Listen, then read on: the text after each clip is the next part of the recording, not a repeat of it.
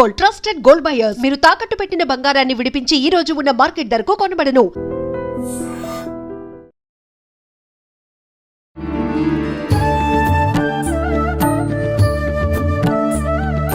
నమస్కారం, welcome to I dream.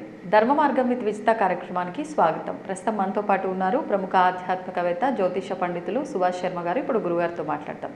నమస్కారం అండి. శ్రీమాత్రే నమః అండి.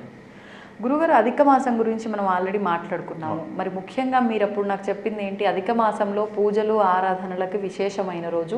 అధికము అంటేనే ఎక్కువ, మనం ఎటువంటి పూజ చేసినా హోమం చేసినా రెట్టింపు ఫలితం ఉంటుంది అని చెప్పి, మరి విశేషంగా ఈ మాసంలో ఏ రోజుల్లో అలాంటి పూజలు కార్యక్రమాలు చేసుకోవచ్చు, ఎటువంటి కార్యక్రమాలు చేసుకోవచ్చో వివరించండి. తప్పకుండా అండి. ముందుగా వీక్షిస్తున్న ప్రేక్షకులందరికీ శ్రీమాత్రే నమః, శ్రీ గురుభ్యో నమః.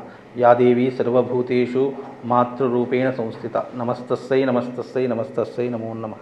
అధిక మాసం అనేటటువంటిది పురుషోత్తమ మాసము, అలాగే దీన్ని మలమాసము అనేటటువంటిది కూడా పిలుస్తూ ఉంటారు.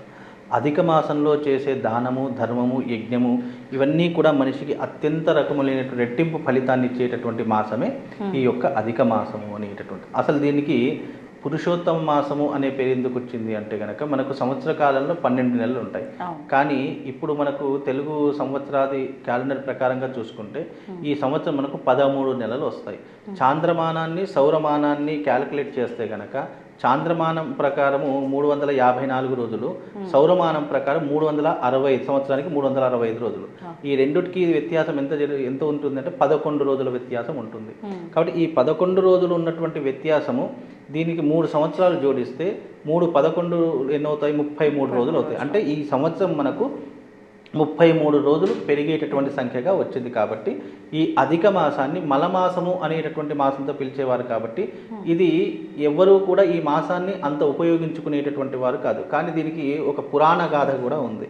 పురాణ గాథ ఏంటి అంటే కనుక, ఈ మలమాసాన్ని ఎవరూ కూడా ఉపయోగించుకోవట్లేదు కదా అని చెప్పేసి, ఇది మలము అంటే అది ఏదో చెడ్డగా అనిపిస్తుంది అనేటటువంటి విధానంగా తెలుసుకొని ఈ మాసం ఏం చేసిందంటే, విష్ణుమూర్తి దగ్గరికి వైకుంఠానికి వెళ్ళి నా మాసానికి ఏదైనా ఉపయోగపడేటటువంటి ఒక గొప్ప వరాన్ని ఇవ్వండి అని కోరితే, అప్పుడు నీ మాసానికి పేరు లేదు కాబట్టి, అధిక మాసానికి పేరు లేదు కాబట్టి ఈ మలమాసాన్ని పురుషోత్తమాసము అని నా పేరుతో నిన్ను పిలుస్తారు. కాబట్టి ఈ మాసంలో విశేషంగా ఎవరైతే విష్ణుమూర్తి ఆరాధన చేస్తారో, ఎవరైతే యజ్ఞ యాగాదులు చేస్తారో వాళ్లకు అధిక మాసంలో చేసేటటువంటి ఫలితం ఏదైతే ఉంటుందో అది 1000 రెట్ల పుణ్య ఫలితాన్ని నేను అందిస్తాను అని చెప్పి అధిక మాసానికి ఇచ్చినటువంటి వరమే ఈ యొక్క అధిక మాసం. కాబట్టి ఈ మాసంలో చేసే ప్రతి ఒక్క దానికి కూడా విశేషమైనటువంటి పుణ్య ఫలితం ఉంటుంది.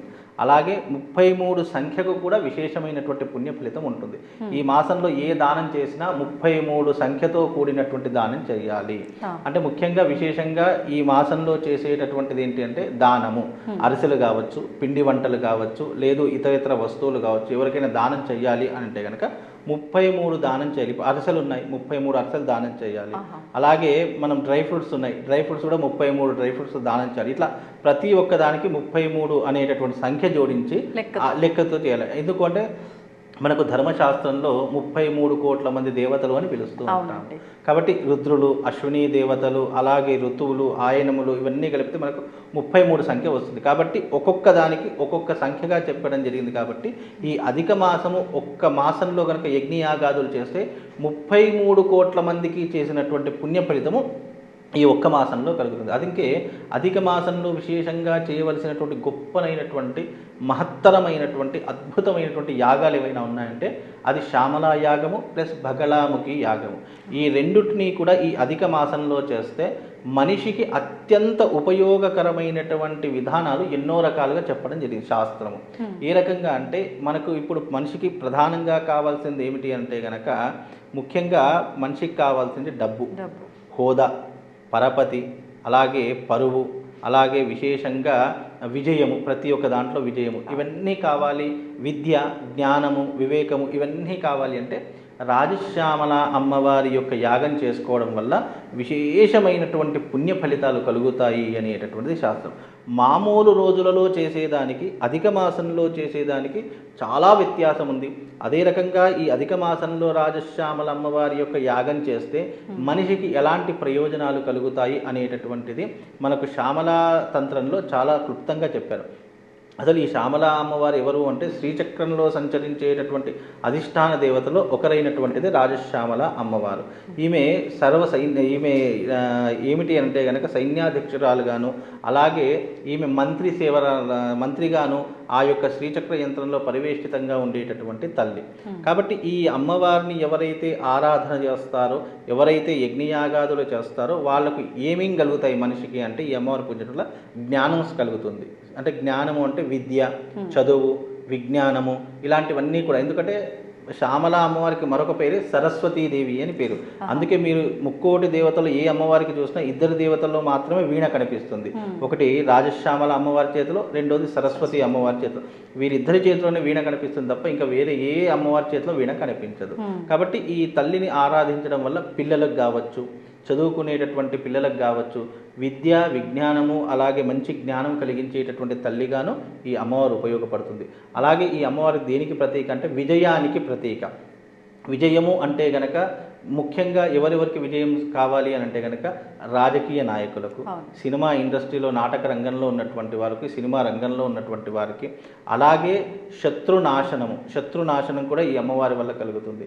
అలాగే విశేషంగా ఈ అమ్మవారిని ఈ మాసంలో ఆరాధించడం వల్ల సౌఖ్యము, సుఖము, ధనప్రాప్తి, ఆరోగ్యము, ఐశ్వర్యము ఇవన్నీ కూడా ఈ అమ్మవారి వల్ల కలుగుతాయి అనేటటువంటిది శాస్త్ర ప్రతీక. కాబట్టి ఈ అమ్మవారి యొక్క యాగం చేసుకోవడానికి ఇది చాలా విశేషమైనటువంటి మాసము.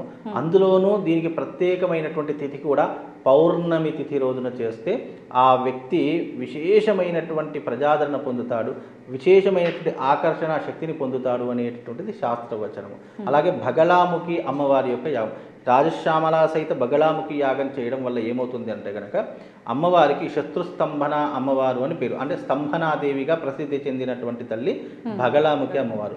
ఈ అమ్మవారిని పూజిస్తే ఏమవుతుందంటే కోర్టు సమస్యలు, పోలీస్ స్టేషన్ వ్యవహారాలు, భూ వివాదాలు అంటే భూమికి సంబంధించిన వివాదాలు కావచ్చు, అలాగే నెగిటివ్ ఎనర్జీ, చెడు దృష్టి కావచ్చు, నరఘోష కావచ్చు, నరపీడ కావచ్చు, ఇలాంటి గ్రహపీడలన్నీ కూడా తొలగిపోవడానికి బగళాముఖి అమ్మవారు ఉపయోగపడుతుంది. అంటే ఈ కలియుగంలో ప్రతి మనిషికి వెంటాడేటటువంటి ఇవి తప్పకుండా ఉంటూ ఉంటాయి, సమస్యలు తప్పకుండా ఉంటాయి. కాబట్టి అలాంటి సమస్యల నుంచి బయటపడడానికి ఈ 2 యాగాలు ఒకే కాలంలో చేసుకోవడము విశేషమైనటువంటి పుణ్య ఫలితాన్ని ఆ వ్యక్తి ఎవరైతే చేసుకుంటాడో ఆ వ్యక్తి సాధకుడికి తప్పకుండా ఆ తల్లి యొక్క అనుగ్రహం కలగడానికి ఈ మాసము చాలా ఉపయోగకరమైనటువంటి మాసం అని చెప్పుకోవచ్చు. అంటే విడిగా చేస్తేనే ఫలితము, అందులోనూ 2 కలిపి చేస్తున్నారు కాబట్టి ఇంకా విశేషంగా చాలా విశేషము. మామూలు రోజుల్లో చేస్తే ఎంత చేస్తే అంతే పుణ్యం వస్తుంది. కానీ అధిక మాసంలో చేస్తే విశేషమైనటువంటి పుణ్యం. అంటే ఒక్కసారి యాగం చేస్తే ఈ యొక్క ఫలితం అనేటటువంటిది దాదాపుగా 33 సంవత్సరాల పాటు ఈ ఫలితం ఉంటుంది. మామూలుగా మిగతా రోజుల్లో చేస్తే ఆ సంవత్సరమో లేదా ఒక 2 సంవత్సరాల ఫలితం దొరుకుతుంది. కానీ ఈ మాసంలో, పురుషోత్తమ మాసంలో చేస్తే 33 సంవత్సరాల పుణ్య ఫలితం అంతా కూడా నీకు ఈ యాగం ద్వారా ఒక్క రోజులో సంక్రమిస్తుంది. అంత విశేషమైనటువంటిది రాజశ్యామల సహిత బగళాముఖి తంత్ర ప్రయోగము. ఇది చాలా విశేషమైనటువంటిది. ఇది ముఖ్యంగా కేవలము వీళ్ళు మాత్రమే చేసుకోవాలి అనేటటువంటిది ఏమీ లేదు. ఎవరైనా కూడా అధిక మాసంలో పుణ్యం కావాలి, ఈ పురుషోత్తమ మాసాన్ని మేము వినియోగించుకోవాలి అనుకున్న ప్రతి ఒక్కరూ కూడా ఈ యాగం చేసుకుంటే విశేషమైనటువంటి పుణ్య ఫలితం కలుగుతుంది. ఇప్పుడు ఏ రోజున అన్నారు గురువుగారు? ఇది పౌర్ణమి రోజున చేసుకోవడం చాలా విశేషము. అందులోనూ ఈ మాసం అధిక మాసంలో వచ్చే పౌర్ణమి రోజున అంటే 31వ తారీఖు రోజున ఈ యాగం అనేటటువంటిది సామూహికంగా అందరికీ అందుబాటులో అయ్యేటటువంటి విధానంగా ఈ యొక్క యాగం అనేటటువంటి నిర్వహిస్తారు. అంటే ఇది ఈ ఒక్క మాసమే కాదు, ప్రతి అధిక మాసంలో చేసుకోవాల్సినటువంటి యాగం. దీని ద్వారా మనిషి సౌఖ్యాన్ని పొందుతాడు, మనశ్శాంతిని పొందుతాడు, ఆరోగ్యాన్ని పొందుతాడు, అలాగే డబ్బుని పొందుతాడు, రాజకీయ పదవులను పొందుతాడు, సెలబ్రిటీ స్టేటస్ అనుభవిస్తారు. ఇలా 1 కాదు 2 కాదు అనేక రకములైనటువంటి పుణ్యకర్మలు ఈ యొక్క విధానంలో ఏర్పాటు. ఇవన్నీ ఎవరికి వద్దనుకుంటారు? ప్రతి అందరికీ కావాల్సినటువంటివి. అందులోనూ మనిషి ఈ కలియుగంలో వీటన్నిటితో బాధపడతాడు.